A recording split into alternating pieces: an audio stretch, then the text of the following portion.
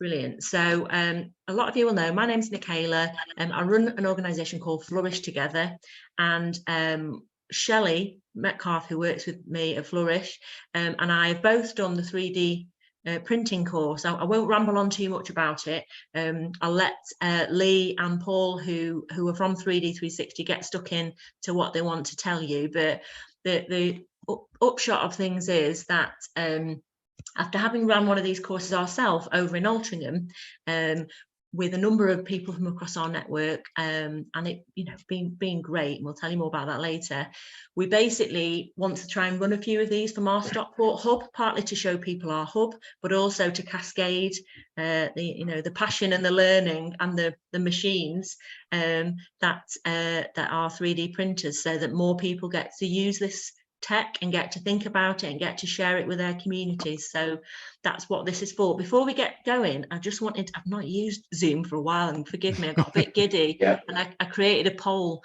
because I thought, and we know some of you on the call, but we don't know everybody. And I put just 3 questions, there's not loads. I'm hoping you can see my little poll. There's 3 questions, and I just wondered if you might, they're anonymous, but it'd just be really interesting to find out a bit more about who's here. I've given you question number 1 is, what sector are you linked to? Some of you are in the voluntary community sector because you run social enterprises, charities, groups, or maybe you do that as an aside. Some of you might work in the creative industries. Some of you might be about well-being, some training, education, none of the above, who knows? And you can take more than one, I think, the way I've set it up. So we're just interested to see the sort of range of who's interested and who might be in a cohort, for example, when we run stuff. So we tailor it right. Oh, you beat me to it. Yeah, there's why you're interested in 3D printing. Some of you might want to do this for work. Clearly the guys at 3D360 are wanting sort of, in an ideal world, this European funded course, that they're wanting to see more people gain these skills, potentially get into working in this industry, but also use 3D printing in their to grow the economy, to grow their work and their businesses. And obviously there's some really interesting personal use to kind of create all sorts. I know Shelley's been a dab hand with this, she'll tell you more about. I know, because we're all busy running our own networks and running our own stuff, there's a good chance a lot of people on this call might be wanting to cascade that learning with other people, and that's a great outcome too, that I'm sure Lee and Paul will be interested to see, because they look to partner with other organisations that might help train people up. And then the last question I can see a lot of you have got into already is just to get a sense. The beauty of the course, and the guys will explain more, is you don't have to be one thing or another. There are different ways to help people come on the programs, but in an ideal world, and they'll tell you more, the traditional track is for people who are employed or self-employed. If people are retired,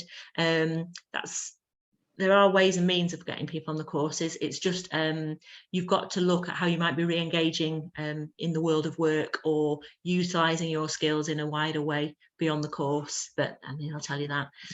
What else? And there have been courses for people who are technically unemployed as well. So whether or not there's those on the table right now, we will let you know. But I'm just going to end that poll. I don't know if we can share that with you, if you can see it. I've forgotten how this works. If I click end poll, share results. Oh yeah, look at that. So you might be able to see what was said there. So I'm just going to share that out of interest, really, because we've not got time to do a whole load of intros. Can you see that? Yeah. Oh, good. So yes, we can. Good. So the question number 1 just shows the kinds of sectors that people are in. Question number 2, there's a good mixture of work and personal use, but as I anticipated, people want to share these knowledge and skills. If they're trained up in it, they're likely to want to bring in others to gain those skills somehow. And then a mixture of different scenarios right now, which is fine, and it just gives the guys a steer as they tell us more about what's on offer. So I'll stop all that. I'll leave Lee and Paul to say a bit more. And Shelley, are you all right for time to say a bit about what you've gained from stuff once the guys have had a chance to say more? Yeah, absolutely. Perfect, brilliant. So thanks again, everyone, for making the time. And don't know who wants to kick off, Paul or Lee, but go on, I'll go, sort of thing. So And So, do introduce yourself in the chat if you are so inclined. People Yeah. have already started to do that, so feel free to network and share your details there. Yeah, brilliant. Right. So, hi, my name's Lee Fogg, and I'm the co-director of a 3D360. So 3D360 actually started off, well, we still are, we're an engineering design and development company, which advise into industry how to adopt digital manufacturing, 3D printing and Industry 4.0. In 2021, we applied for a grant, for some training grant in Manchester, which we actually won that to be one of Serco's training providers under the ESF funded program.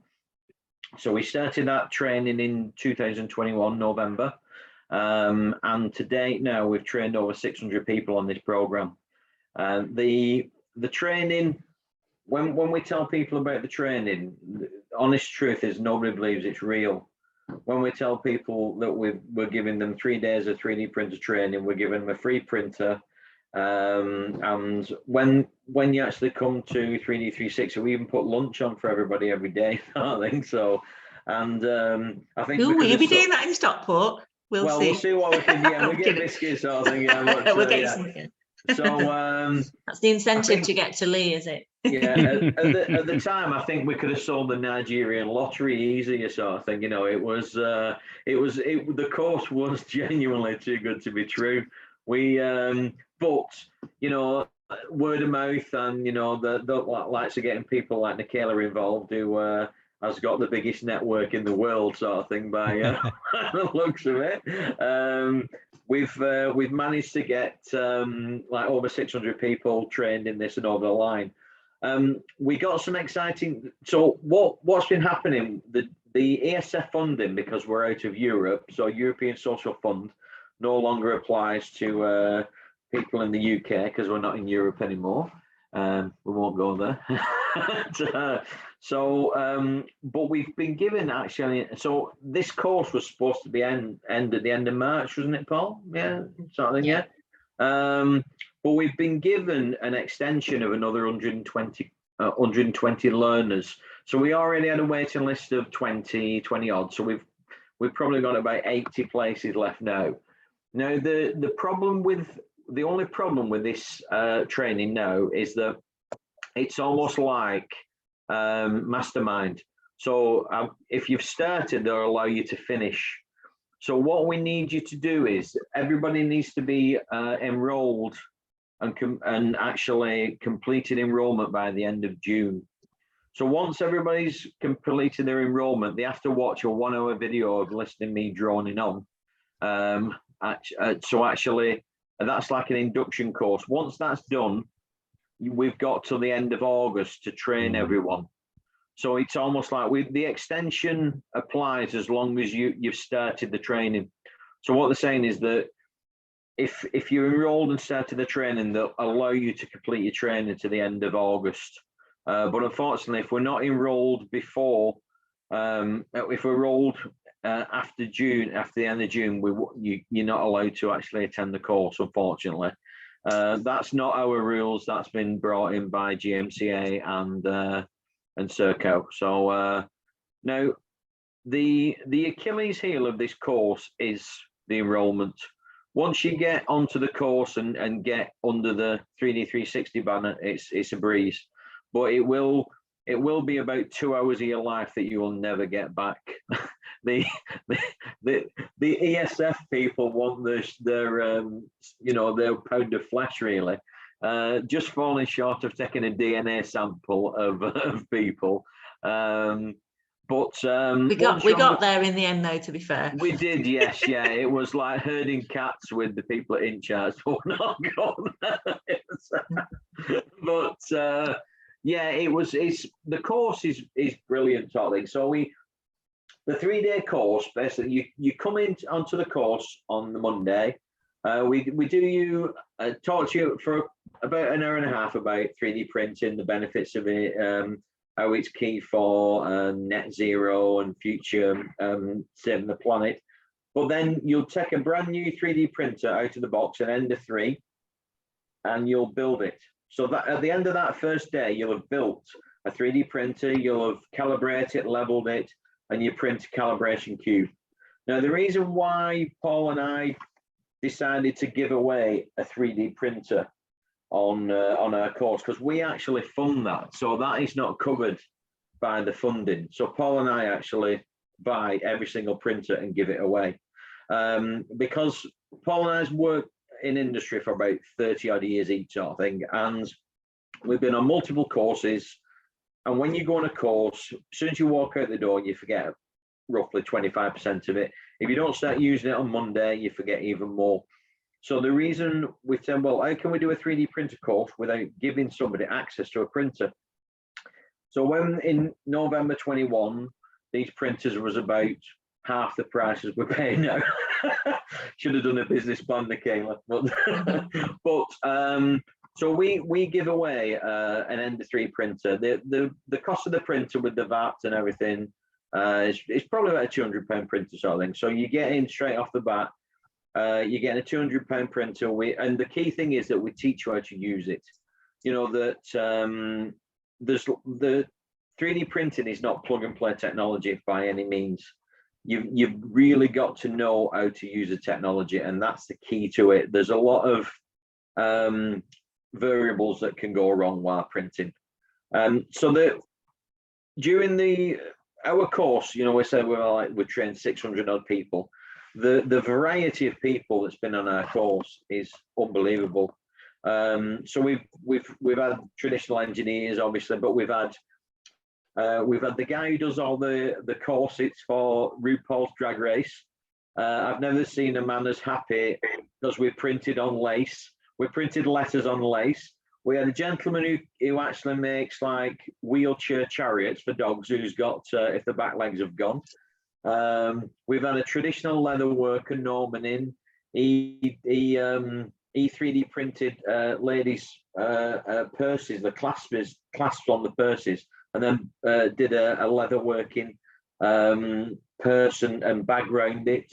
It's been all sorts of creatives and random. The art community architects has and jewelry embraced makers this and things. massively. We've actually got a facility in Spinners Mill in Lee as well, and that's a very big art community in there. And we've had loads of people. We've had Janet, who does memorial art. She's embraced the 3D printing side of it. We've had people who's come on who we had a lady who just all she wanted off the course was to make a bespoke cookie cutter with her logo on it. And that's all she wanted off the course. And that's where I got shouted at, because apparently there's cookie cutters and cookie embossers. I didn't know this at the time, but I do know it now. I wonder, Lee, is it worth letting Shelley's obviously a candidate off the course? Yeah, I am as well. Great. Shelley, do you want to just say a bit about your experience of the course? And I think you've got a slide with some lovely pictures. I've got some slides and everything. But we better use the slide. Oh, you're showing off here. And at least people can see, you know. I've got to say, I love my 3D printer. And part of the reason I did the course is because my kids thought it was so cool. They were just so up for it. And one of my sons said that his mate at school's, this is testament to what you say, Lee, his mate at school's dad got one for Christmas. And I was like, oh, brilliant. Does he like it? He's like, no, he doesn't know how to use it. Yeah. Like you say, it's not a plug and go thing, but the training's excellent. And I brought it home and straight away started making things, most of which I've given away because the kids want to make things to people and give things to people. But let me just show you a couple of the things I've made. Just to whet people's appetites. I'm not massively creative. So for me, this is really exciting that I can make stuff. Can you see that? Yeah. So this is a balloon dog I made for a friend who's an artist who creates art. It's great. So for his birthday present, I printed him a little balloon dog. Yeah, nice. And then I made this is a trilobite, an articulated trilobite I made for my brother because he loves fossils. Nice. And I made this little spinny keyring, another spinny keyring with an alien in it for my brother who loves aliens. These boots, this was a random one. My son came home and said, can you make these mini big boots? And I was like, I don't know what you're talking about, but I put it into Thingiverse, which is where you get your software from, and sure enough it was there. So that was another birthday present sorted. A Manchester City keyring there. Oh, this is a computer stand. I've actually got my computer on it at the moment, and that was one of the most satisfying things because I thought I needed a razor for my computer, and I thought I'll just have a quick look to see if it's on Thingiverse. And sure it was. Sure enough, it was. So I printed it out, and 2 or 3 hours later, I had a new computer stand. And this thing here is a little. I've got that one here. That's one I've managed to keep a double of it. You see. I love all the articulated. Very things. tactile. Yeah, the things that move are loads of fun. And then from one of our other participants, this is Claire and David's son, who is 10, I think. Oh, wow. He's got right stuck into it, so he made him. So Dave came on. We tried to hoodwink a few of them maker spaces that we've supported over the years to come on the course because we thought they'd find it really good. So Plastic Shed in Stockport and Merrick Street in Wigan and Incharts in Altrincham. And yeah, Dave's part of Merrick Street Centre in Wigan, and we dragged him over to Altrincham rather than Lee. I think it just tied in well with where he was at. Actually, we could have picked him up and brought him over. So. I'm sure they'll be coming over your way, and fantastic that he's cascaded those skills onto his son there, and they're off and they're running. And what a great thing. So once you've got the thing set up, actually a 10-year-old can use it. It's pretty straightforward to use once you've done the bed leveling and got it all set up. So, and it's just lovely how you can do this bespoke stuff. So he's done a World Cup, a crown for the coronation, and these are mobile phone holders. Phone holders, the good ones. Yeah, so loads of great stuff there. I'm feeling ashamed. I'm just going to speak out as somebody who's like that freaking busy. As people might know, I'm very, very guilty, and I'll just play devil's advocate to say, as beautiful as my 3D printer is, and it's right there, it's sitting on my kitchen side, it's got its stuff all there ready to print, and it's level pretty much and ready to go.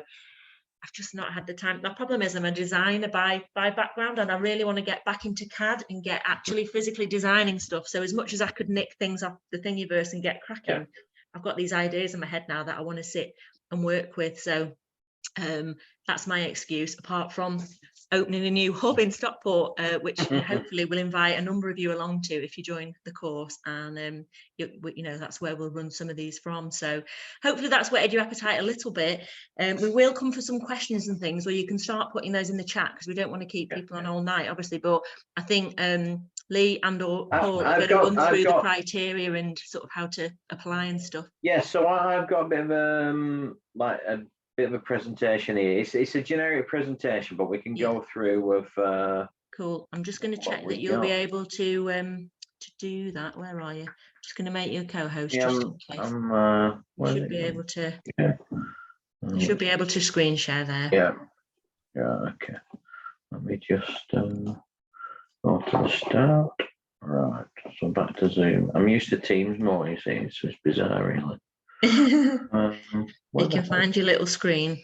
Yeah, it's I've share screen, but I can't see the one. Sometimes you have to go and click on the go and find it. Have you found it? Yeah. Right. So we've talked a little bit about obviously the introduction, so you know who Paul and I are.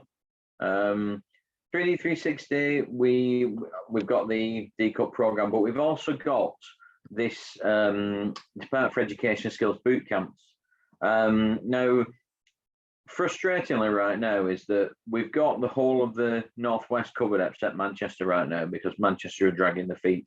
But by the time that these courses are online, we might be able to get some other people onto the Department for Education Skills boot camps. So the DCUP program, the ESF funded one, you have to be working, living and working in Greater Manchester. You have to be over 16, and like I say, you have to be employed. Now, if you're unemployed or self-employed, we can get you on a skills boot camp as well. You're allowed to be self-employed on the DCUP program, but people who are unemployed, we can get you on a skills boot camp, which is funded by the Department for Education. So that's completely free. The difference between the ESF funded one, the ESF is a 3-day course, whereas the skills boot camps is a 10-day course over a number of weeks. And that's the one I did. So Shelley and various others did the short one. I would say it's quite a commitment, the skills bootcamp one. Yeah, it is. And I did it. There's a lot of online learning days, so you do like 3 in person for the main course, and then you do the rest. and they were very patient with me, and I did all my sessions, and I got there in the end. But there was quite a lot to commit to for that. But if you're running your own venture, if you're not, and you really want to get stuck into this, you want a career in this, or part of what you're doing is about upskilling people or wanting to do more with 3D printing, then you'll suck it up. It was just me being incredibly busy at the time and trying to fit it in. And it was all really, I mean, the thing is, it's fascinating stuff. It's stuff that, dare I say, those of us who might not be techie or might not have been in the current industry world of kind of tech thinking, there's a lot to soak in about industry 4.0 and all this crazy stuff that's actually, it might sound like what on earth's that, but it's all very relevant, and it makes you think, and it makes us think in the voluntary community social enterprise world.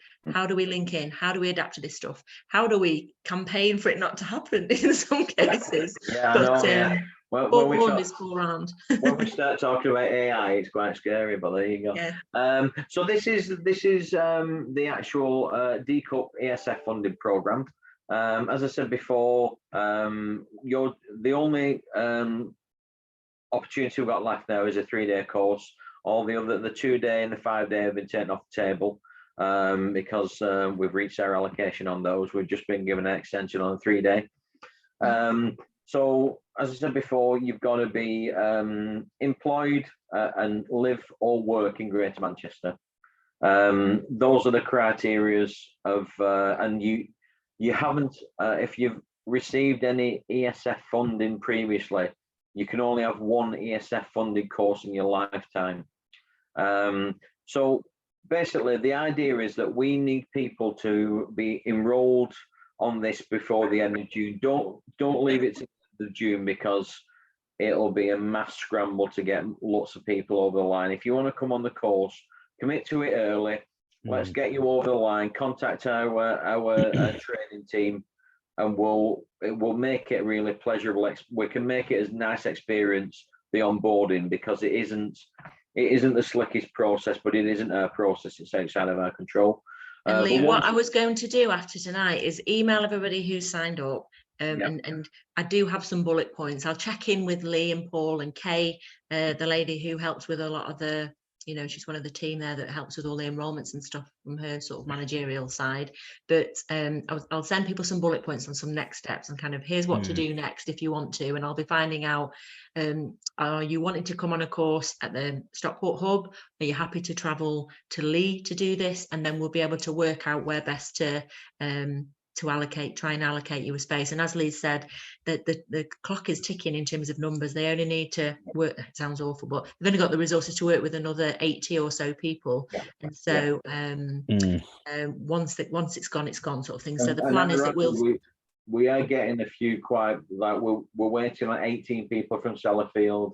And there's some big old organisations that's trying to get a lot of their apprentices and graduates on the course before it ends.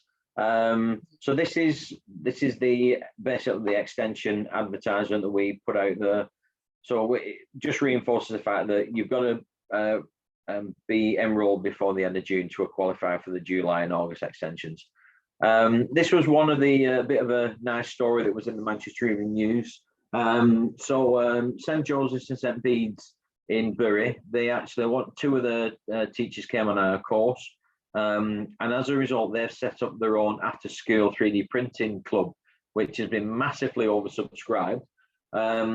So during the course of our training, we put about 250 printers in schools around Greater Manchester. We trained 250 teachers, which is great. So teachers then go on to train the kids, and that's our next generation of engineers, artists, creative people, sort of thing. But these children here, they're the year 3 and 4, sort of thing, and they're actually embracing digital manufacturing. Ironically, the article congratulates Serco and Skills for Growth, doesn't even mention us. We deliver the training, but we know what we're. So know your place. Yeah. So the other option that we've got to deliver the training, which Nicola mentioned earlier, is the Department for Education Skills Bootcamp. So currently, we're delivering boot camps in Greater Manchester. Well, we're not in Manchester yet because we're waiting for that to come through. Cheshire and Warrington, Lancashire, Cumbria, and also Merseyside sort of thing. So the one that we're just waiting on Manchester for the full set. But the Manchester course is a 10-day course. So you'll do what is Industry 4.0, robotics and automation, digital twinning, smart factory. That's it. That's the stuff I all did. People will be very impressed to know I'm now Virtual reality, 3D scanning, rendering. Fascinating, Do 2 days of CAD, 2 days printing, big data, cybersecurity, electric vehicles. It's an amazing course. The only Achilles heel of it is if you can commit to the 10 days over, and you have to. If I can do it, Lee, anyone can do it. I know, yeah. You've got to complete it within 16 weeks, but it's a really good course if you're really into your technology. And definitely, yeah. Because everybody thinks that Industry 4.0 is miles off. You know, like AI and stuff. You know, you're dealing with it all the time. You know, you've got Alexa in your home, you've got your smart fridges, you've got smart TVs, you've got Apple Watches. You know, the things that are surrounded by technology all the time, sort of thing. We're started taking it for granted, really. So what's so special about 3D printing? Because obviously the course what you guys coming on is aimed at 3D printing. So additive manufacturing is the fastest growing manufacturing sector on the planet. I won't dwell on this too much, but 2020 was 13.7 billion. And that's going to predicted to rise to over, I think it's 65 billion by 2026. Gatsby are predicting that we're going to need 700,000 technicians just in the UK to support the demands of 3D printing. 3D printing can manufacture previously unmanufacturable. So, you know, we can actually, good example is like a set of Russian dolls. A 3D printer can print the Russian dolls inside of each other without having a break to actually, you know, it can make complex valve bodies, and the stuff that it can make is unbelievable. And the benefits of it is massive for net zero. So, so when we talk about additive manufacturing, the reason why it's called additive manufacturing is because it adds material. So traditional machining and lathing and milling was called subtractive manufacturing. So you start with a big lump, and you take a load of it off and end up with the component. Whereas additive manufacturing adds it in layers, and you end up with a finished component. Benefits are less material, less wastage. You can make things a lot more flexible, reduces lead times, lower carbon emissions. So these are some of the things that industry are making with 3D printing. So you've got violins, low cost prosthetics, cosplay. People use it massively in fashion. So the fashion industry now, because you can actually 3D print material, like, so you can actually print chainmail. People are using it in architectural features. Speaking on that, 3D printed houses are huge now. There is a 3D printed car. I think it's great for demonstrating the concept, but it's not the prettiest thing in the world. And you've got some 3D food there, haven't you? I just saw we do have a lot of social enterprise cafes, so I didn't learn much about the food side of it, but it's there as something to build on.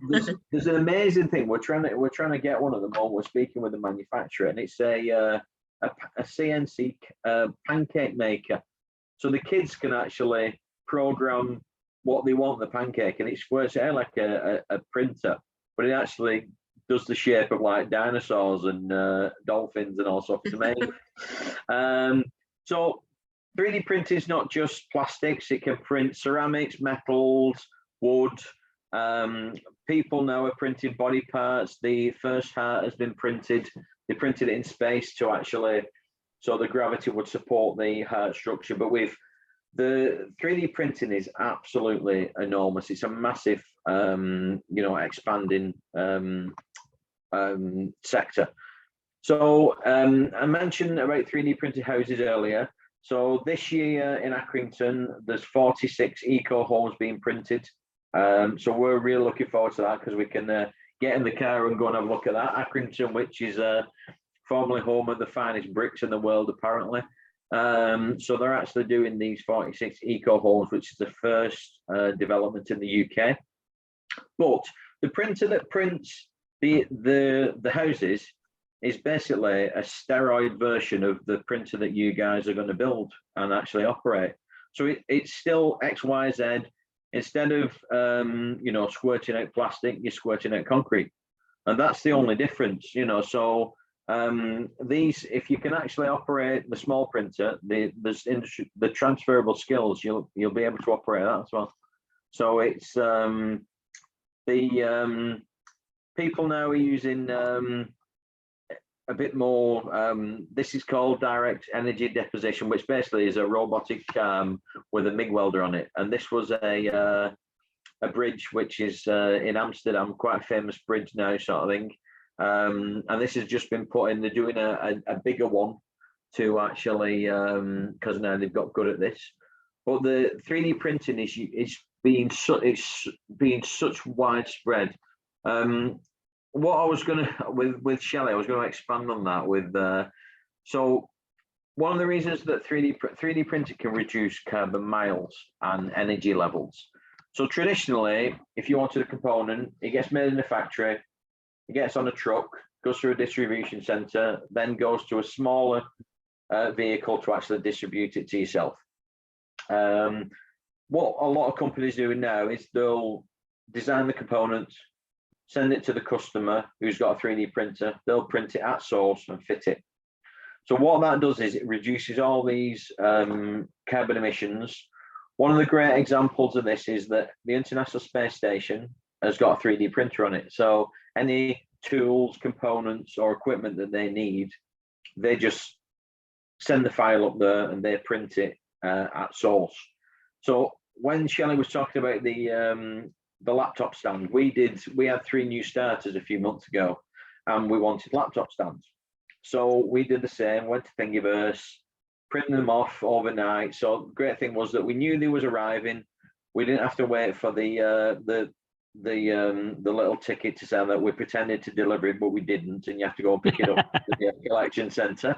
But one of the other main reasons was there was no packaging. So we actually think that there was less material in the laptop stand than the packaging that would have come with the laptop stands themselves, sort of thing. So they've not come all the way from China, and they've not been in a container on a boat. So it's almost, the great thing is that you're printing at source. So Baxi right now, they're 3D printing a lot of the parts for the boilers. So if they've got, it works great twofold. They don't have to store any stock. So they don't have to have a massive warehouse of stock. They have a virtual warehouse, which is on a server somewhere. If somebody's boiler breaks in Edinburgh, they can send that file to the engineer. They print it overnight and go fit it the day after. So it's a really good opportunity for actually the race for net zero. It's gonna be a huge driver and help to reduce things. So the 3D printer side of it is the options for it are vast. Our courses, the DCUP course that we've run, with basically all the metrics for sectors and ethnic minorities. We've had, I think it's Paul, is it about 45% female? Yeah. Which is apparently on an engineering bias course that is unheard of, sort of. We're so proud of that, the fact that it's appealed to so many different people, sort of thing, and it is an amazing sector. And what people have on our courses, they have these eureka moments where you can see them thinking, right, I'm going to, and then they can apply it to the the industry or the sector or what they want out of it, and it's great for doing bespoke items. There was when apparently this was a big thing in the States when Oprah interviewed Meghan and Harry. She had 3D printed spectacles on, so her glasses were 3D printed, so they were personalized goods, and that was a major thing for the industry. And it just makes it so you can, sales and marketing people love it, people love it, because they people want to do something different than anybody else, and it allows you to create whatever you like, really. It's just, you're only limited by the size of the bed and your imagination, really. So So there's all sorts to go at. So I'm just conscious of time, Lee, and I know people are going to be getting the tea. That was my son in here a minute ago. Try not to clatter getting the oven on, but no, I think like I say, if you want to, I think you've whetted people's appetites there, and we've certainly got lots of messages and a few questions in the chat. I think we've been answering questions as we go, but we can gladly take a few. Appreciate it. Yeah, I think just one thing before we do those questions, I think we touched on some dates there and doing this video before we start. If anyone, the first course we're going to run in collaboration with Flourish is the 28th to the 30th of June. Correct. If you get on that one, you don't have to do the video or the other information. So that's the key one. If you can get on that, it does make it easier. If you can't, there is a plan B, but you'd look to aim for that one, I think. So thank you. Sorry, Nicola. No, that's fine. That's the first course we've got, and that's the one we know we can definitely run. We've penciled in running a second one later on in July, 12th to the 14th. That's correct. Yeah, the plan is that these would be at our Heaton Chapel hub. These are up some stairs, so they're not unfortunately going to be wheelchair accessible, but for most able-bodied people the space is fine, the area is fine, and you get to see our new space. We think we can take around the plan is to take around 10 per course on these, just because of our sort of space restrictions with the size. If we end up getting more people interested, we can look at other venues, but we'll look at that as we go. If you don't want to wait for those dates, or those dates don't work for you, then you can obviously go direct to Lee and Paul and Lee, and you can go and see what's happening at 3D 360 directly. It'd be nice to do it though at Stockport, Michaela, because I'm really keen to see the new facility, to be honest. Yeah, no, it's great down there.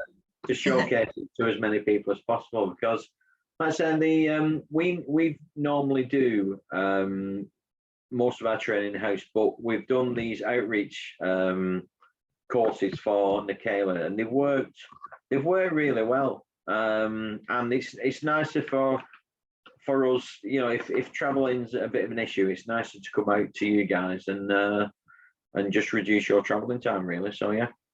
Right, and I think what I'm just putting in the chat here is basically after tonight, an email will come out with a few questions just to see how we best signpost you to, you know, the right opportunities. It might be like a little bit of an expression of interest, sort of just a few questions, so we can then help Kay and people behind the scenes at 3D360 know how best to follow up with people. Just looking in the chat, one person's put in that wheelchair is not it's not wheelchair accessible, sort of thing. So obviously the place at Stockport, you're saying it's upstairs. Place at Stockport isn't, but how are you fixed over in Lee? We have got in our other Spinners Mill facility, we have got it's on the 4th floor, but there's a lift.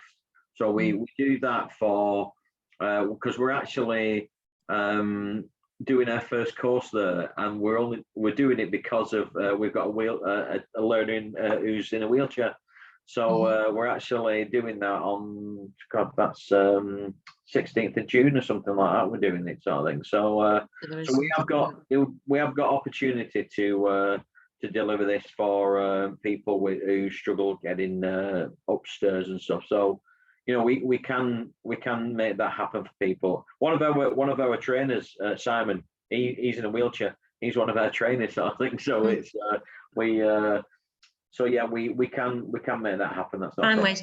We'll make sure that we ask the right questions in a little expression of interest, so we funnel people to the right sorts of opportunities. And as has been said, the key thing in the next few weeks, if you're serious about wanting to get one of the courses, is to just go through the enrolment process. I don't know if Paul or Lee wants to say a bit about the enrolment process and just what that is. Shelley and I can give a potted history of that, but you'd probably say better. Right.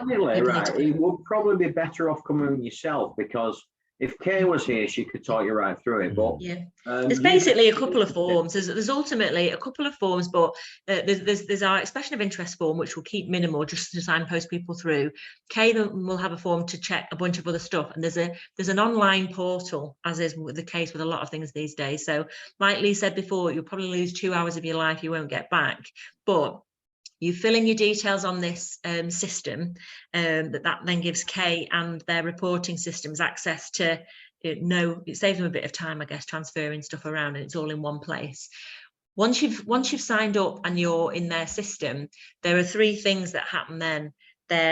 Kay or somebody at 3D360 will get in touch with you for a quick Zoom call or something like that to just check some ID. So they need to see some photo and some sort of address-based ID so that they know you'll meet the criteria for the course.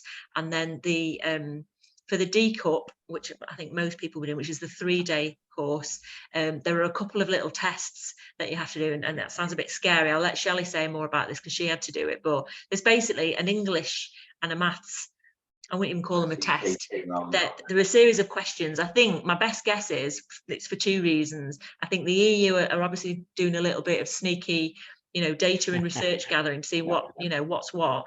But ultimately, it's to just check that people have got basic English and maths to be able to cope with the course. There's no great shakes English or maths wise on the course at all. It identifies to us if we need to give you any additional support. English might not be your first language and so on, or maybe you struggle with mathematics. It just identifies if we need to give you any additional support. And to be fair, that's rare. That's all really, is it? It's no pass and fail on this. It's look at it, it's just a hurdle that you have to get over so we can get the funding. So then once you get over the onboarding side of it, it's great because then you're on the course. Everybody moans about the onboarding, and then everybody gives us 5 stars for the course. So it's necessary evil, isn't it? Shelley, have you anything to add on the sign up side of things? Yeah, the onboarding's not that bad when you think that you're getting 3 days free training and a printer at the end of it. There's some online forms to fill in. There's the test, and a couple of questions on the test. I've got an English degree, and I was like, not sure. But it's fine. Quick refresher does us all good. It's I did the 10-day one, and I didn't have to do any tests. They let you on that for some reason. No, that is an easier. It's funded by the Department for Education. They'll let anyone on. We do it slightly different there because we don't have to gather data for Europe, as you say. It's intelligence. Harry's just asking, how long does it take to sign up for busy people? I reckon, but I don't know, maybe an hour, everything all together. I think if you're on D Cup, I think the whole process is about an hour and a half, something like that. You're clearly fast at the test, at least, Shelley. So your degree's coming useful there for that English test, probably. I really struggle with my Wiganese for the England language. I barely speak English to start off with, basically, Halle, there's this online. Once the forms aside, once Kay or whoever on the team gives you your link to log into this portal to sign in, you'll then fill in a bunch of bits on there, and then there's these couple of tests. An hour and a half tops. And I think a key one is depending what route you're coming in. So if you live in Cheshire and Warrington, work in Cheshire and Warrington, the access route to that has to be via a boot camp. We don't have this 3-day funded training for that area. That's just Greater Manchester. That is a much simpler and quicker process, the skills boot camps. So if you are inquiring about areas, about courses on the back of this, just let us know your area. That kind of dictates funding pots, and that'll dictate then the onboarding and application process. As well, if somebody's work address is in a particular area, do they have to use the home address, or can they use the work address? It can be either generally. Depends which works best for either one, really. Exactly. I know who's on the call, so I'm just giving people a creative license there to pick their address. Oddly, it works. It's the same for Cheshire and Warrington, Manchester, so that'll be what fits best. We trained a lot of apprentices from a company called Nuvia, and they're a big nuclear tier 1 supplier. And half of their apprentices was from Manchester, but half of them was from Warrington, and they had to do it like a buy one get one free. So the ones from Manchester came on the course for free, and because they felt so bad that they paid for other ones from Warrington to come on the course. It can be live or work generally. so we can work with that. And obviously that's Manchester, Cheshire and Warrington, Lancashire, and Cumbria at the moment, and Manchester, but that limits it. There's slightly different courses and funding for each one. Wow. We're going to be wrapping up in a few minutes. I'm conscious it's been a little while, but I'm just checking.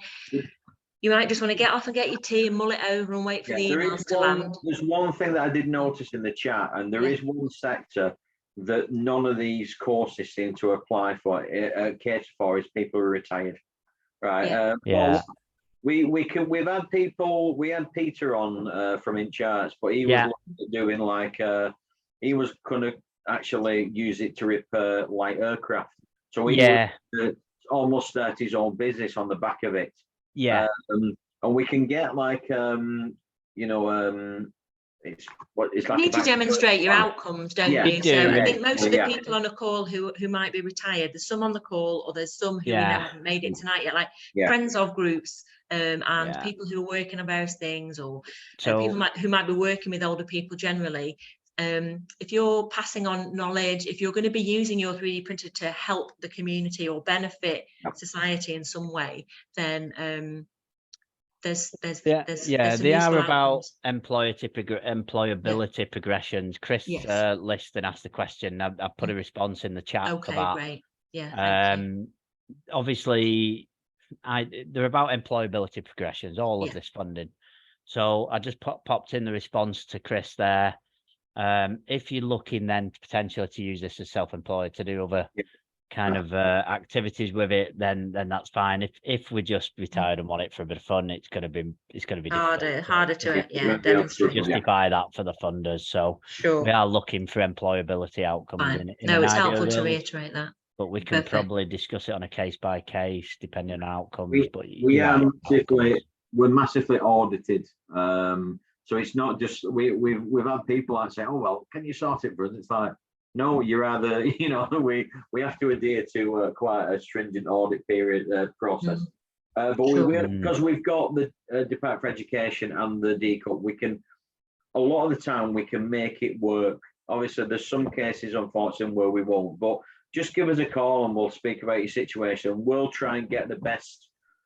The most funded, or if we always try and get people on the free courses sort of thing, but we'll just ring us up and we'll just have a chat, and each person's situation will be different.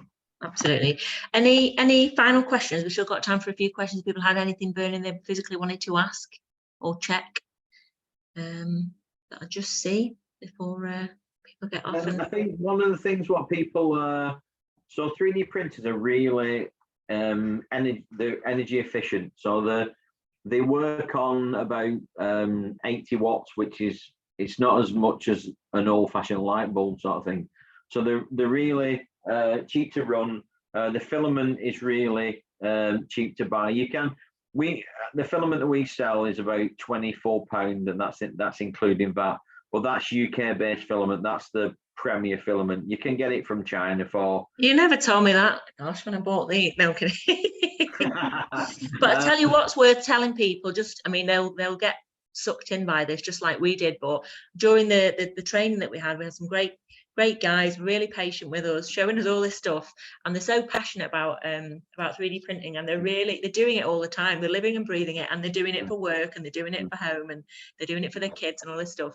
And they showed us these 3D printing recycling machines that you can make, and a follow-on eventually sometime later this year with 3D 360 was one thing that we'd love to do, because some of the maker spaces have shown an interest, is how to 3D print and build these plastic recycling machines where you basically put pop bottles in the back and you make your own filament. So I'll just leave you with that little nugget before we go, because that blew our mind. There's one guy in Cornwall who actually, he's called Fishy Filaments, and he actually makes filaments out of old fishing nets. So he recycles the nylon fishing nets and actually recreates it into filament as well. So people are using really innovative recycling methods to actually create filament, and then creates another item. So almost like, again, you're recreating filament to actually manufacture at source again. So it's really really interesting stuff. And on that bombshell, we might at least stop Thank the you, Jeremy. recording and see who we get signing up. But I'll just stop that.